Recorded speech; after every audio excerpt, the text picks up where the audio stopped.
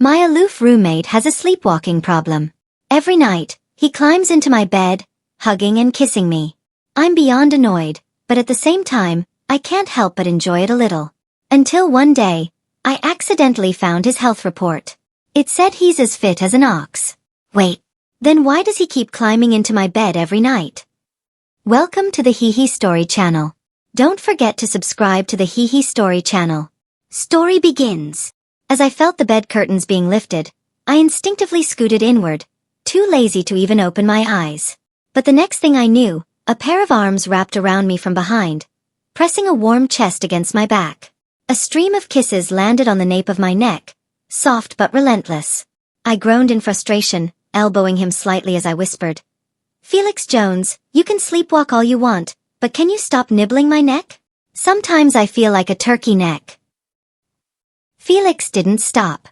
His lips moved from my neck to my cheek, his hot breath fanning over my skin, making my scalp tingle. What kind of curse is this? Who would have thought that the cold, aloof campus heartthrob, Felix Jones, was secretly a sleepwalking rogue?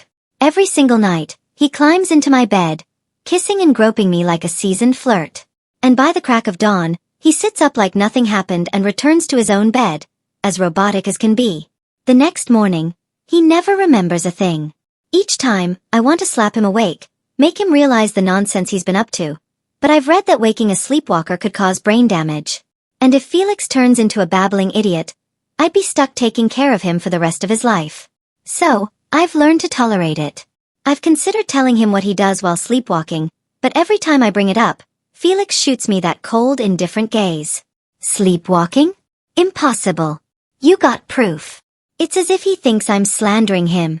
What do? Set up a camera to record his nightly harassment. And then what? Blur the whole thing out because it's too scandalous? My dignity as a straight guy is in shambles. How will I ever find a girlfriend? So I gave up. No more trying to explain or confront him. We just carry on as distant roommates. As long as I guard my first kiss and keep my pants on, I'll consider it a sacrifice for the greater good. But just as I was lamenting the loss of my integrity, Felix suddenly kissed me. A loud smooch echoed in the quiet dorm room, clear and unmistakably intimate. I bolted upright, staring at Felix with disbelief. His half-lidded eyes and blank expression didn't make this any less real. Did you just kiss me? You stole my first kiss. And now you want more? I shoved him away in a panic, but Felix is taller and stronger than me. He plays sports while I hole up in the dorm. Trying to push him off was like shoving a wall. His grip tightened on my wrists, firm and cold. I was frantic now, trying not to wake up our other roommates. I hissed at him. "Felix Jones, you're so done for. Let me go, or I swear I'll kick you off this bed to snap you out of it." "I want to kiss," he murmured, his breath scorching my ear. I was ready to cry. Kiss? Are you kidding? We're both straight. If we kiss, we're doomed. But Felix just stared at me, stubborn and unrelenting. "I want to kiss." I gave up. Fine, whatever. If letting him kiss me will get this over with, then let's just get it done so I can finally sleep. Fine. One kiss. Quick, and then go to sleep. And no tongue. Felix's lashes fluttered slightly, and then he leaned down, kissing me softly. The next morning, Ben, our other roommate, noticed my swollen lips. "Tobias, you look like you've got a cold sore or something. What happened to your lips?" I shot a glare at Felix, who was casually lacing up his shoes. "I got bitten by a dog," I muttered. "A dog? Shouldn't you get a rabies shot then?" "No need. I'll bite back next time." "Huh." I patted Ben's shoulder, unwilling to explain further. After all, how could I even begin to tell him I spent the night being kissed half to death by Felix Jones? I specifically said no tongue, but that dog didn't listen. My first kiss. Utterly ruined. Blushing furiously, I vowed silently. Tonight, I'll get my revenge on Felix if it's the last thing I do. If I don't bite him back, I'm not Tobias Maurer. But reality is cruel. The temperature dropped unexpectedly, and I, wearing just a hoodie, shivered through class. Achoo! I sniffled, feeling lightheaded and miserable. This is all Felix's fault, keeping me up every night with his ridiculous antics. My immune system's probably shot. Just as I was cursing him in my head, A jacket was draped over my shoulders. I blinked, looking up to see Felix standing there. "Tobias, wear this if you're cold," he said. I glanced at Felix, then at the jacket, and without hesitation, put it on. He's the reason for my misery. Wearing his jacket to warm up seems like fair payback. The jacket still smelled like him, that same scent he leaves on my neck every night. My face heated up again. "Thanks, Felix," I muttered. "Don't mention it," he replied as cold as ever, like lending me his jacket was nothing. Yet his smartwatch kept beeping softly, a sound I only hear when I'm near him during the day. I sometimes wonder if Felix has some kind of heart issue or irregular heartbeat. Noticing me eyeing his watch, Felix casually covered it with his hand. Whatever. Day or night, he's still a jerk. Cold as ice during the day, but as soon as night falls, he's crawling into my bed like clockwork. But that night, Felix didn't come to my bed. Confused, I peeked at his side of the room. His curtains were drawn, and it seemed like he was already asleep. But it was past midnight, and even Ben's snoring had started. Why wasn't Felix here yet? Had he not fallen asleep? I lay back down, feeling oddly unsettled. Great, now I can sleep in peace for once. But as the hours passed, I tossed and turned, unable to relax. It felt like something was missing. Was Ben's snoring not loud enough? Or Bill's teeth grinding not annoying enough? Finally I sat up, glaring at Felix's bed. Damn it. I've gotten so used to Felix messing with me that I can't even sleep without it anymore. Like a cat craving catnip, I was restless and irritated. Fine. If he's not coming, I'll just go to him. Just as I was sniffling, trying to think of an excuse to climb into Felix's bed, I heard someone climbing the ladder to mine. The sound was soft, almost tentative. Looking up, I saw a familiar figure pulling back my bed curtain. Broad shoulders, sharp features. I sighed in relief, shifting over to make room for him, though I muttered under my breath. "Felix Jones, you're such a pain. Why are you here again?" Felix Jones, as usual, didn't respond. Instead, he lay down beside me and pulled me into his arms with a simple motion. Being an athlete, his body was always warm, and tonight was no exception. That warmth was oddly comforting. I yawned, resting my forehead against his chin, and muttered half-heartedly in warning, "Don't move around too much, got it? I'm sick tonight. If you try anything like last night, I'll bite you. And don't hold me so close, unless you want to catch my cold. If you get sick tomorrow, good luck explaining it." Felix's eyes were slightly lowered, staring straight at me. The room was dim, with only faint moonlight trickling through, making it hard to see his expression. Not that I expected anything other than his usual blank and dazed look. I sneezed again, too tired to deal with him. I closed my eyes and soon drifted off into sleep, the illness making it easier than usual. For once, I didn't feel like anything was missing, and sleep came quickly, leaving me content. At some point in the night, I vaguely woke up to the sensation of someone patting my back gently. When I opened my eyes briefly, a cup of warm water was handed to me. I drank it, still half asleep, and was pulled back into his arms, even tighter than before. His chest radiated warmth that seeped into me, and even the kisses he placed on my face felt soft and tender, almost too gentle. I hummed quietly, feeling myself sinking deeper into sleep, lulled by the warmth and comfort I craved. My dreams that night were filled with a sense of peace and affection, something I longed for. The next morning, as expected, Felix Jones wasn't in my bed anymore. But his scent lingered on my pillow, his shampoo, a clean, crisp fragrance I couldn't help but notice. I sniffed the pillow absent-mindedly. It smelled nice. I was starting to act like a creep. What was wrong with me? If Felix, the notoriously homophobic guy, found out, he'd probably go ballistic. Rubbing my face, I carefully peeked through my bed curtain to check on him. As usual, Felix was up early for his morning class, quietly showered, and now sat at his desk, sipping hot water while reading or checking his phone. Despite having the freedom to act however he wanted, he was always so disciplined and reserved. This morning, though, I noticed him coughing quietly as he drank his water. Pulling on my clothes, I climbed out of bed and hesitated for a moment before calling out, "Felix Jones."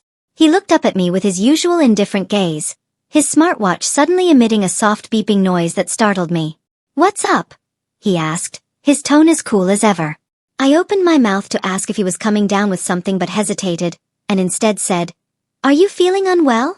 Felix responded calmly, "Just a cold from the weather change." "No, I mean, do you have any heart issues or something? I keep hearing your watch beep." He paused, then let out a light cough before saying, "Sorry for disturbing you."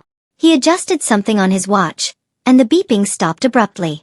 His expression didn't change, it was still calm and collected, almost like some celebrity posing for a magazine spread.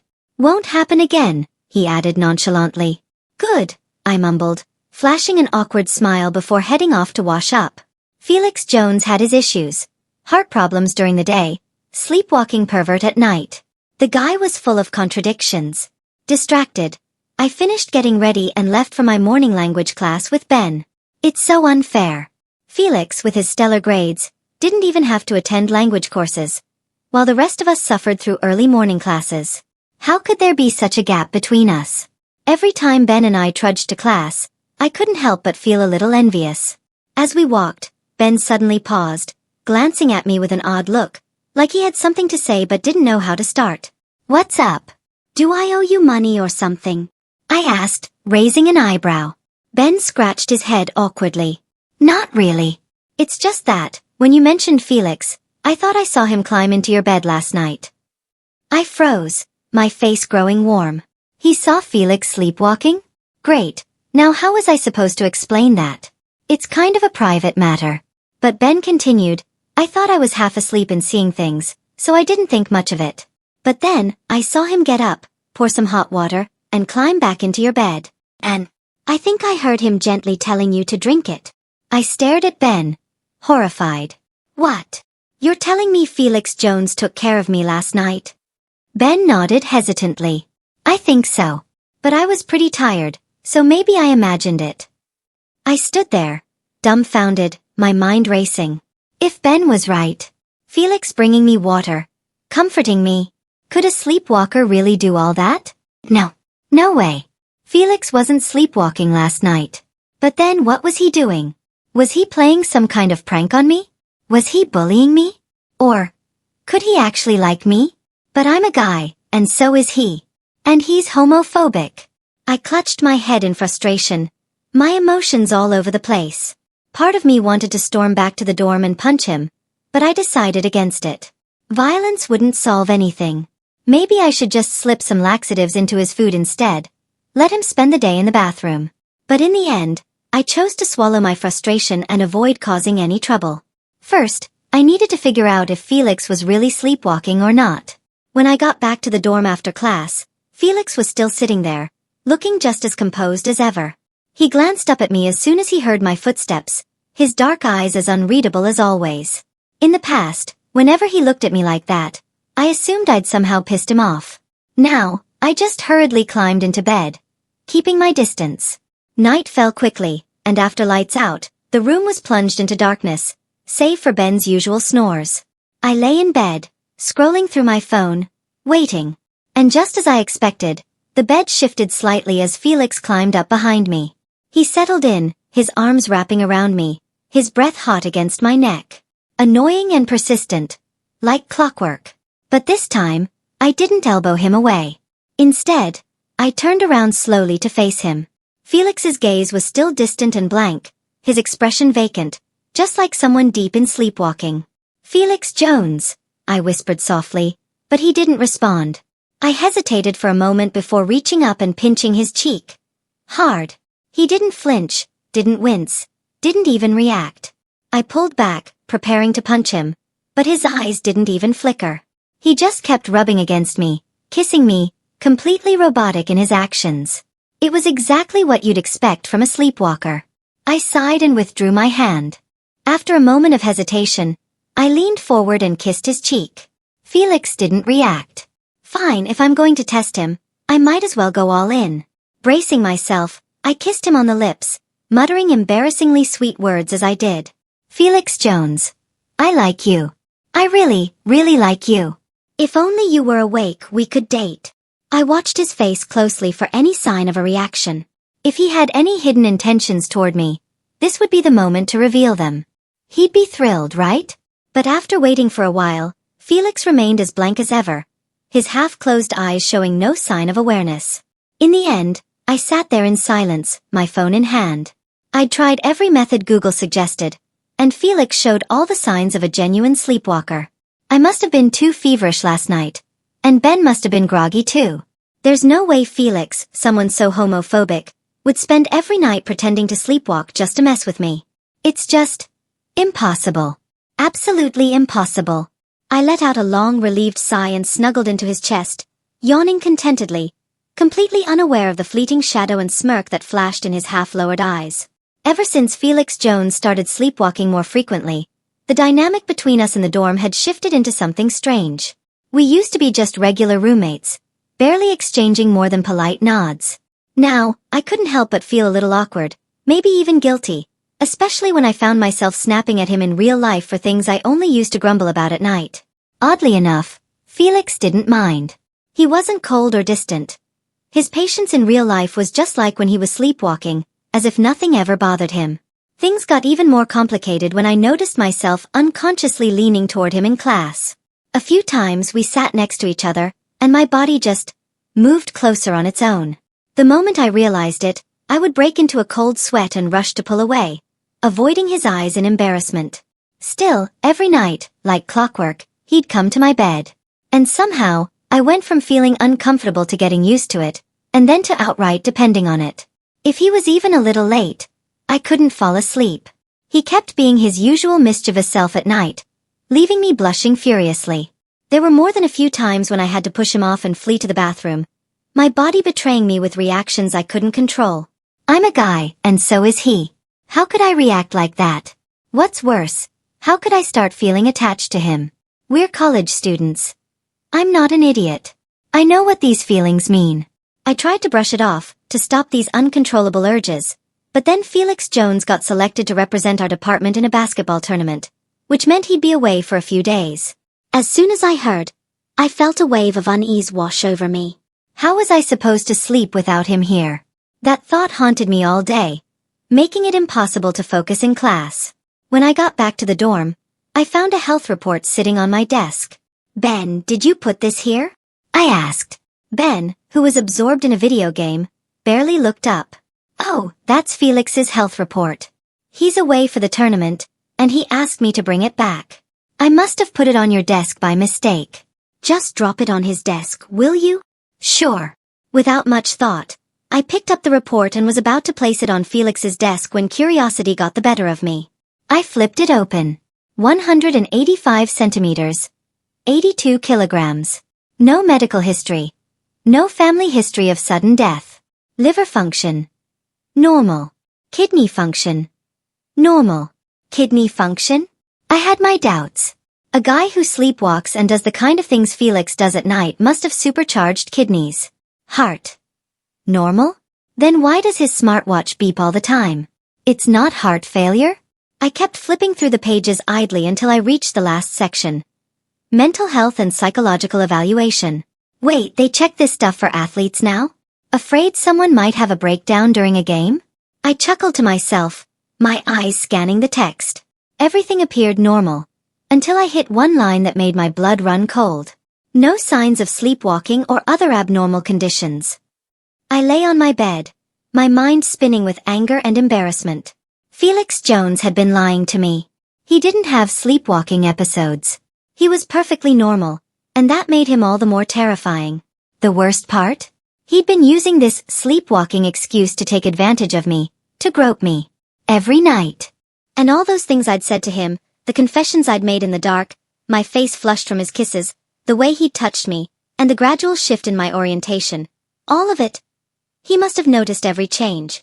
I scrubbed my face hard, trying to shake off the heat rising in my ears. I had always thought Felix was a homophobic straight guy.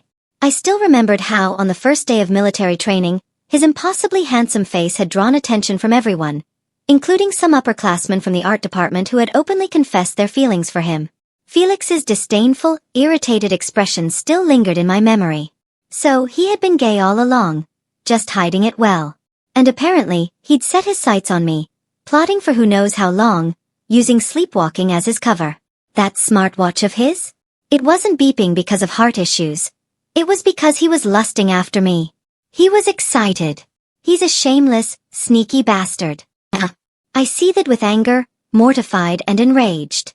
Without thinking, I opened up Felix's contact and sent him a passive-aggressive emoji. Head.jpg. Felix, who was supposed to be at training, replied instantly. What's wrong? I furiously typed out a long accusatory rant but stopped myself before hitting send.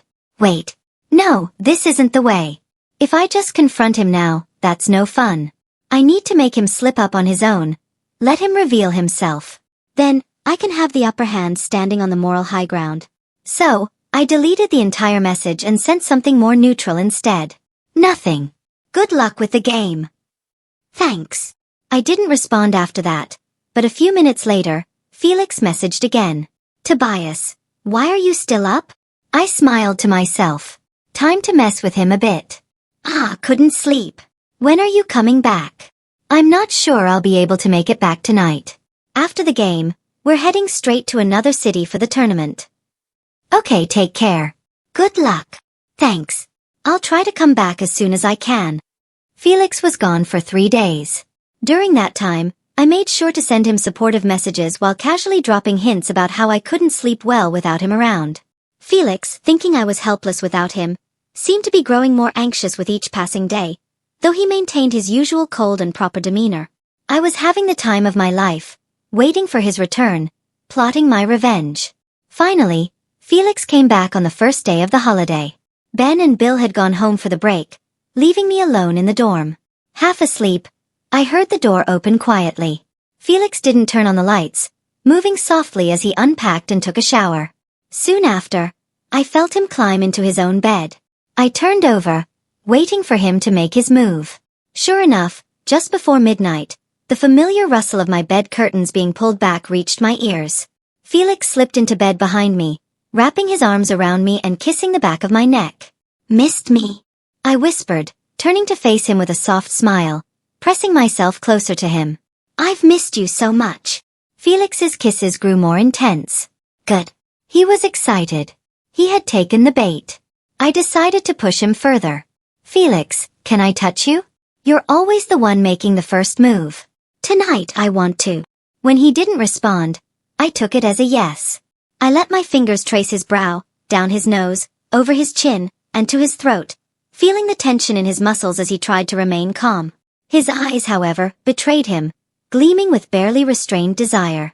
You know, I murmured, next semester, I'll be moving to a different dorm. I need to get away from you. Maybe then, your sleepwalking will stop. Maybe you'll stop climbing into your roommate's bed. I paused, letting my words sink in. I don't even know what I feel for you anymore. I think I've stopped liking girls. Because of you. It's all your fault. I've started to enjoy being needed by you. But the you in daylight. So cold, so distant. I don't know how to deal with that. I sighed softly, my heart heavy with genuine emotion. Not that you can hear me right now anyway. So, what's the point in saying any of this? Honestly, I don't think I'm good enough for you, and I'm pretty sure you don't feel anything for me. If you liked me, you'd have told me by now. But you haven't. So, this sleepwalking thing, it must just be an accident, right? I had started out play acting, but as I kept talking, real feelings seeped into my words, and my emotions spiraled down. Did Felix really like me? Or was this just a game for him? Even if he did like me, how long would that feeling last? I had developed this unhealthy attachment because of his nightly visits, and I hated myself for it. I was pathetic, starved for affection to the point of clinging to someone who probably didn't even care. Felix, I whispered. Tomorrow, I'll tell you everything about your sleepwalking. And we'll end this mess, okay? Not a chance. The boy who had been playing dumb all along suddenly clenched his teeth and spat out a sentence with startling clarity in his eyes. He was done pretending. Tobias Maurer, I don't want things to end peacefully between us. The sleepwalking wasn't an accident. It was something I planned from the start. I'm sorry, but I like you. Felix Jones had just admitted everything on his own. Even though I had mentally prepared for this moment, I was still left standing there, dumbfounded. It felt like a ripe apple had finally fallen and hit me square on the head, leaving me speechless for a long moment. Seeing no response from me, Felix nervously propped himself up, looking serious and desperate as he confessed. He explained that he'd always liked guys but hated the constant harassment from other boys. Since he didn't have feelings for anyone before, he pretended to be homophobic. But the moment he moved into the dorm and met me, he was instantly attracted to me. A straight guy of all people. So, he came up with the ridiculous idea of pretending to sleepwalk to get close to me. Since you don't seem to mind me, would you give me a chance to pursue you? Felix's intense gaze locked onto mine. What could I say? This normally cold, aloof campus heartthrob was now kneeling on my bed, practically begging for a chance. It felt oddly satisfying. I blinked, pretending to be coy. I'll think about it. Thinking about it wasn't a no, and Felix's eyes immediately lit up. From that day forward, he stopped sleepwalking. I went back to sleeping alone, and surprisingly, I didn't miss it. Maybe because, during the day, Felix and I started spending exponentially more time together. We ate meals together, went to class together. I watched him play basketball and brought him water. We even watched movies, and whenever someone confessed to him, he would promptly reject them, turning back to explain to me with those cold, yet affectionate eyes. His gaze was always on me, and for the first time in a long while, I felt what it was like to be truly cared for. It felt good. So good that I began to believe I might actually start a special, sweet campus romance with this guy. But that illusion was shattered when, after finishing an exam one day, I decided to look for a winter break job. The first semester of freshman year was almost over. Despite the scholarships I had, I still needed to work hard to make money. Unlike my classmates, I didn't have parents sending me an allowance every month. I had to fend for myself. I didn't hide this fact, but deep down, there was always a sense of insecurity. As I walked out of the school gates, a middle-aged woman with a thick regional accent grabbed my arm excitedly. Tobias, why haven't you returned your aunt's calls? Your aunt misses you terribly. Worried sick that you might not be eating or dressing well in the big city. I yanked my arm free, my face growing cold. I've already made it clear that I've given up my claim to Grandpa's house. What else do you want from me? A fake smile spread across her face as she patted my shoulder. What are you saying, Tobias? I'm your only family. Of course I'm concerned about you. The whole house issue shouldn't come between us. I didn't bother responding, just stared at her with growing impatience. Back when my parents were alive, my aunt's relationship with our family wasn't bad. She visited during holidays, and we kept in touch. But after my parents died in an accident, Grandpa wanted to take care of me, and my aunt opposed it in every way she could. It was only because Grandpa insisted that she begrudgingly agreed to take me in, letting me register my household with hers so I could continue school. But every time Grandpa spent money on me, she'd act like it was a huge burden, and her son bullied me relentlessly. Those bitter memories were still fresh in my mind. When Grandpa became terminally ill, he wanted to leave the house to me, but my aunt snatched it away, kicking me out to live in an orphanage. As soon as I turned 18, I renounced my claim to the house, severing ties with her family for good. I scraped together the money for college through summer jobs, and the hardships I endured were mine alone. The feeling of being cared for? I hadn't experienced that in years. Ignoring my silence, my aunt kept smiling that fake, saccharine smile. Look at you, going to college and not even recognizing your own family. I'm heading to work, I muttered, turning to leave. Seeing me about to walk away, my aunt's voice turned sharp with urgency. Actually, the reason I'm here is to talk to you about something. Your cousin's getting married soon, and we're a bit short on money. Could you give us a little help? I laughed. $3,000 isn't much. You should be able to come up with that. And do I look like I have money to spare? She smiled sheepishly. Well, there's still the compensation from your parents' death, isn't there? My expression went cold. The compensation still hasn't come through. I don't have any money. Now, if you'll excuse me. As I turned to leave, she grabbed my arm again, her face twisted with anger, her voice rising for everyone to hear. I raised you, fed you, clothed you, and now you can't even give me a little money when I ask? Tobias Maurer, has your conscience been eaten by a dog? Her grip tightened, her nails digging into my arm. People nearby started to glance our way, curious about the commotion. She began to scream and throw a fit. You're going to give me that money, or I'll make sure you don't finish college. Now hand it over. I was just about to shake her off when a basketball came flying out of nowhere, slamming into her hand. She yelped and recoiled in pain. Startled, I turned around to see Felix Jones striding over, towering and furious. He immediately positioned himself in front of me, glaring down at my aunt with a commanding presence. "What kind of show are you putting on?" For a moment, my aunt was stunned into silence. But soon enough, she began wailing and threw herself to the ground. "They hit me. These college kids assaulted me. I'm calling the police. There's no justice anymore." Panicked, I tugged on Felix's arm, trying to pull him away. "Felix, you should leave. Don't get involved with her." Felix glanced down at the marks on my arm, his voice calm but firm. "Don't worry, Tobias. I'll protect you." When the police arrived and heard the full story, they reprimanded my aunt for harassing me and told her not to bother me again. She left in a huff, but I knew it wouldn't be the last time. She'd find another way to come after me, always scheming for money. But right now, none of that mattered because Felix had been there the whole time. He'd heard everything. I couldn't bear to look at him, unsure of what emotions his eyes held as I trudged back to the dorm, feeling small and pathetic. Felix walked beside me in silence, wanting to say something but not knowing where to start. How does he see me now? Does he pity me? The person he liked, me, was nothing more than a sad, struggling mess with no redeeming qualities and a heap of troubles. Protect me. Would he really protect me? Knowing Felix, when he said something, he meant it. But still, the self-loathing wouldn't leave me. My aunt had become a looming problem in my life, and if I didn't deal with her, she'd only come between me and Felix. I hadn't figured out a plan yet, but the next day, my aunt called me again, her voice smug. She had heard that the area where Grandpa's house was located was about to be designated for demolition, which meant the property would soon be worth a fortune in compensation. She gloated that I, the ungrateful one, would get nothing. She promised we would never speak again. I listened to her rant calmly before hanging up. Fine. If they're getting compensation, my aunt's family would definitely leave me alone. Maybe even avoid me for fear of me claiming a share. Good riddance.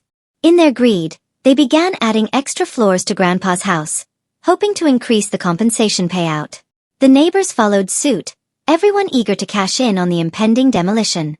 But as time passed, there was no announcement, no demolition order. When they finally looked into it, they discovered that there were no plans for demolition at all. My aunt was livid, as were the neighbors. Chaos erupted in that neighborhood. When I passed by on a trip home, I saw my aunt in a shouting match with the neighbors, demanding compensation for leading them astray. My cousin's engagement fell through, and the illegal construction was ordered to be torn down. In the end, they were left with nothing but a mess. And I was free of their grasp. One afternoon, as Felix returned with a cup of tea he had lined up to buy for me, I couldn't help but ask, "Felix, was it you who spread the rumor about the demolition?" He bent down to take a sip from my drink, his voice nonchalant. "No idea. What makes you think I'd have that kind of power?" "Really?" I wasn't sure, but I didn't push the matter. Instead, I walked beside him back to campus. "We don't have any classes this afternoon. Want to go see a movie? Maybe have a little date." "Date?" Felix stopped in his tracks.